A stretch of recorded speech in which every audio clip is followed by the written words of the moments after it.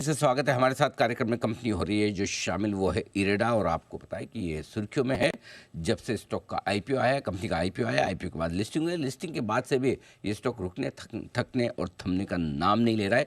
1987 में ये स्थापित हुई थी, सरकारी मिनी रत्न कंपनी है, न्यू और रिन्यूएबल एनर्जी मिनिस्ट्री के अंतर्गत आती है। ये मुलाकात करवाते हैं आपकी हम कंपनी के CMD प्रदीप कुमार दास साहब हमारे साथ कार्यक्रम में शामिल हो रहे हैं। सर ने कोलकाता यूनिवर्सिटी से बीकॉम, जेवियर इंस्टीट्यूट भुवनेश्वर से पोस्ट ग्रेजुएशन किया है, मैनेजमेंट में डिप्लोमा किया है, ICMAI के फेलो मेंबर है, कंपनी सेक्रेटरी के भी आप मेंबरशिप ले चुके हैं। आइए नतीजे में एक बार पहले आपके सामने रख दूँ और फिर हम दास साहब से मुलाकात करेंगे। बहुत ही शानदार नतीजे पेश किए कंपनी ने तीसरी तिमाही के। ज़बरदस्त बढ़त नेट इंटरेस्ट इनकम में 38% की, मुनाफा 67% बढ़कर आया है और लोन बुक 33% बढ़ी है। नेट और ग्रोस लेवल पर NPA में सुधार है और नेट इंटरेस्ट मार्जिन भी क्वार्टर ऑन क्वार्टर थोड़े और बेहतर होते हुए दिखे हैं। दास साहब बहुत बहुत स्वागत है सर। सबसे पहले तो बधाई स्वीकार करें आप, बहुत ही बढ़िया नंबर से कॉम्प्लीमेंट्स। और मुझे याद आ रहा है जब आपका इंटरव्यू किया था मैंने IPO के वक्त, तब आपने सबसे ज़्यादा एक चीज़ पर फोकस किया था, गवर्नेंस। आपने कहा कि हम हाई गवर्नेंस वाली कंपनी, हमें आप सरकारी कंपनी की तरह ना समझे, हम नतीजे भी सबसे पहले देना चाहते हैं और जो हम गाइडेंस देना चाहते हैं उस पर खरे उतरना चाहते हैं। इनफैक्ट मैं ये कहूँगा, आपको कॉम्प्लीमेंट दूंगा कि नतीजे उम्मीद से बहुत बेहतर हैं। बताएं सर, इस क्वार्टर में क्या खास ट्रिगर है इस दमदार परफॉर्मेंस के पीछे? अनिल जी, बहुत बहुत धन्यवाद आपको। और मुझे अभी भी याद है, हमने बोला था बेस्ट क्वालिटी कॉर्पोरेट गवर्नेंस।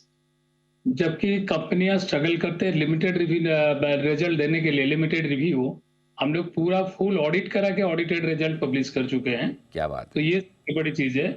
और एक नॉन बैंकिंग फाइनेंस कंपनी के लिए बिजनेस बढ़ाने का साथ साथ, प्रॉफिट बढ़ाने का साथ साथ NPA को कम करना, वो हमारा फोकस रहा है। हम उसमें भी कामयाब रहे हैं।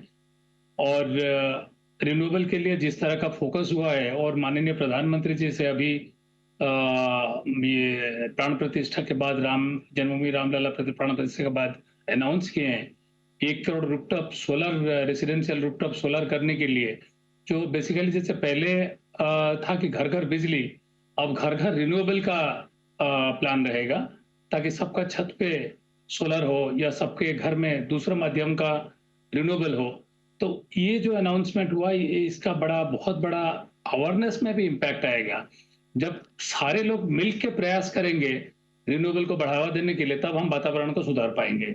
इरेडा जैसा संस्था जो पूरा रिन्यूएबल के लिए ही काम करता है, हमारा बुक्स में कोई भी एक अलग एसेट नहीं है रिन्यूएबल का छोड़ के। और ये बड़ा खुशी होता है कि जो हमारे इन्वेस्टर है उनका हमारे ऊपर जो भरोसा रहा, हम इस क्वार्टर में उस पर खड़े उतरे हैं। और ये कठिन काम है, और जिस तरह प्रयास हमारे टीम कर रहे हैं, हम उम्मीद है आगे भी इस तरह काम करते रहेंगे। Okay, wonderful. तो सर ये बताएं कि ये जो सूर्योदय योजना जो कल प्रधानमंत्री जी ने अनाउंस की है, उसमें किस तरह का बिजनेस आ सकता है आपके लिए? तो देखिए, जैसे 1 करोड़ का है, लगभग इसमें 1.25 लाख से 1.5 करोड़ का निवेश रहेगा। तो हम अगर बैंकिंग से एंगल से देखेंगे, डेट एंगल से, तो ये 80,000 से 1 लाख करोड़ का लोन रहेगा, क्योंकि उसमें सरकार का सब्सिडी भी रहेगा। तो सब्सिडी का जो रेंज रहेगा वो थोड़ा अलग अलग रहेगा। जैसे BPL कम्युनिटी के लिए ये पूरा डिटेल नोटिफिकेशन मिनिस्ट्री का या गवर्नमेंट का आया नहीं आएगा, बट हमारा सरकार का भी हमेशा वैसे ही रहता है, जहां पे जो नीड है उस तरह का सपोर्ट दिया जाता है। तो मेरा उम्मीद है कि इसमें लगभग 1 लाख करोड़ का बैंकिंग सेक्टर का बिजनेस रहेगा। और इरेडा के लिए किस तरह की संभावनाएं बनेगी सर? आपके लिए कितना बिजनेस आ सकता है इसमें? जैसे आज भी देखेंगे, लगभग हमारा NBA, non banking finance company space में 20% से ऊपर हमारा लोन बुक का सपोर्ट है।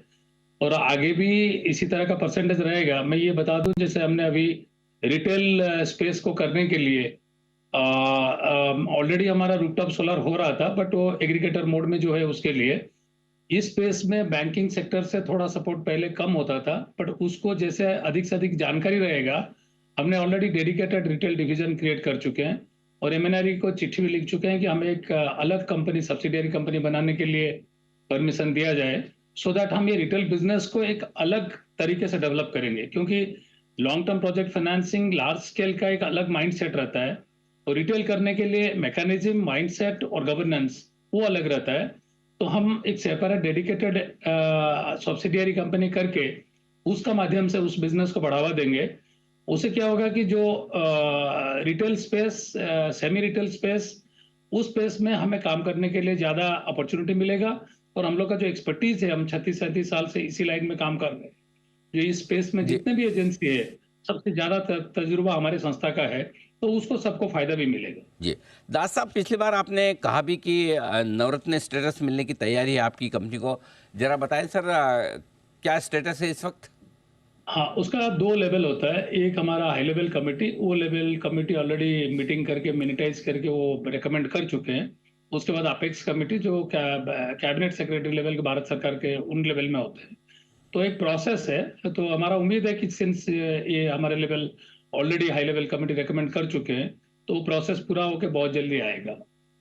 Okay, wonderful. तो प्रोसेस जल्दी पूरे होती दिखेगी। अब आइए सर, आपके नेट इंटरेस्ट मार्जिन्स पर बात करते हैं। इम्प्रूव होकर आए हैं इस 3 क्वार्टर में, लगभग 3.25% के आसपास पहुंचे हैं, जहाँ जनरली एनबीएफसीज थोड़ी स्ट्रगल कर रही हैं कि नेट इंटरेस्ट मार्जिन्स मेंटेन रह जाएं। बताएं सर, क्या आउटलुक है आगे के लिए? मैंने पहले भी जैसे बोला था, हमारा लगातार प्रयास रहेगा इसको बढ़ाने के लिए, पर हम बहुत ज़्यादा इसको बढ़ा के सेक्टर पे स्ट्रेस नहीं देना चाहेंगे, क्योंकि हम बहुत मार्जिन रखेंगे तो जो डेवलपर है उनका ऊपर स्ट्रेस आएगा। तो हमारा फोकस है हम रीजनेबली जो अच्छा है वो रखें, कॉस्ट को हम कम करें, ताकि डेवलपमेंट के लिए आसान हो जाए। मान लीजिए हमने इंटरेस्ट रेट हमारा बढ़ा दिया, मार्जिन बढ़ जाएगा, उससे क्या होगा, बहुत सारे प्रोजेक्ट जो वाइबल होता है वो वाइबल नहीं होगा। तो हम क्वांटम ग्रोथ में भी बिलीव करते हैं, कंसिस्टेंसी ग्रोथ में बिलीव करते हैं। तो अभी तक हम कंसिस्टेंटली परफॉर्म किए हैं, आगे भी यही रहेगा प्रयास। तो अभी भी जो नीम हमारा है, हम उसमें काफी सेटिस्फाइड है। आगे चल के हम कॉस्ट भी हमारा, इनफैक्ट इंटरेस्ट कॉस्ट भी जो है वो थोड़ा कम हुआ है लास्ट क्वार्टर से। तो आगे भी प्रयास रहेगा उसको करने के लिए। जैसे हमने पहले बोला था, अभी हम गिफ्ट सिटी का ऑफिस खोलने के लिए प्रयास कर रहे हैं, जिसमें आरबीआई का एनओसी आना बाकी है। दीपम और नीति आयोग दे चुके हैं। आरबीआई का एनओसी आने के बाद फिर हम वहां पे भी ऑफिस करेंगे। हमारा प्रिलिमिनरी वर्क जो है उसके लिए हम अभी कर रहे हैं। वो होने से जो डोमेस्टिक प्रोजेक्ट जिसमें एक्सपोर्ट पोटेंशियल रहेगा, खास करके ग्रीन हाइड्रोजन और ये सोलर कंपोनेंट मैन्युफैक्चरिंग है, उसमें हमें आज भी हमारा डेवलपर का डिमांड है कि आप जल्द से जल्द हमें फॉरेक्स लोन देने के लिए एनाबल कराइए, सो दैट हम उनको फॉरेन करेंसी में लोन लाएंगे और फॉरेन करेंसी में लोन देंगे। आज जो हेजिंग का कॉस्ट हमें 3.5 से 4.5% पड़ता है, वो ऑलमोस्ट लगभग बचत हो जाएगा। वो हम पास ऑन कर देंगे सेक्टर में, थोड़ा बहुत हमारे पास भी रहेगा, तो एक विन विन सिचुएशन क्रिएट करेंगे। वो एक सेगमेंट है जहां पे बोरोइंग कॉस्ट हम कम कर सकते हैं। दूसरा, हमने 54 ईसी कैपिटल गेन बॉन्ड के लिए और टैक्स फ्री बॉन्ड के लिए भारत सरकार को निवेदन किए हैं। 54 ईसी में जैसे आरईसी पीएफसी को मिलता है, हमें भी इस बार मिलेगा, उम्मीद है। उसका आने से थोड़ा हमारा और कॉस्ट ऑफ बोरोइंग कम आएगा। हमारा हमेशा प्रयास रहा है जहां जहां बोरोइंग कॉस्ट कम होता है, उसका कम जितना हम करते हैं उसका सब्सटेंशियल पोर्शन डेवलपर को शेयर कर देते हैं, ताकि डेवलपर का हमारे ऊपर एक बहुत बड़ा ट्रस्ट फैक्टर बिल्टअप हुआ है। उसका नतीजा, जैसे मैंने पहले बताया था, हमने सितंबर तक का 1,07,000 करोड़ किए थे। अभी हमारा ऑलमोस्ट क्यूमुलेटिव अगर जब से कंपनी बना अभी तक का 1,11,000 करोड़ क्रॉस कर चुके हैं, लेकिन हमारा क्यूमुलेटिव राइट ऑफ सिर्फ वही 203 करोड़ है। तो वो सबसे बड़ा इंपॉर्टेंट चीज है। तो नेट इंटरेस्ट मार्जिन कम होना और सेक्टर को पुश करना और राइट ऑफ और बढ़ना, जोड़ना नहीं, और क्वालिटेटिव गवर्नेंस देके सबसे जल्द से जल्द फुल ऑडिटेड रिजल्ट देना, तो ये सारे चीज को देखते हुए हमारा जो इन्वेस्टर है उनका ट्रस्ट और कॉन्फिडेंस हमारे ऊपर बढ़ा हुआ है।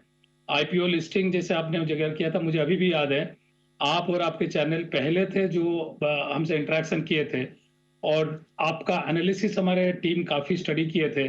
जिस तरफ डीप डाउन आप एनालिसिस करके इनपुट दिए थे, मेरे ख्याल से वो रिजल्ट में रिफ्लेक्ट अभी हो रहा है। तो हम उम्मीद रखेंगे कि आगे भी ऐसे ही करेंगे और इन्वेस्टर को जी सेटिस्फेक्शन लेवल में जी रखेंगे। जी, बिल्कुल। बहुत बहुत धन्यवाद दास साहब, आपका हमें समय देने के लिए और विस्तार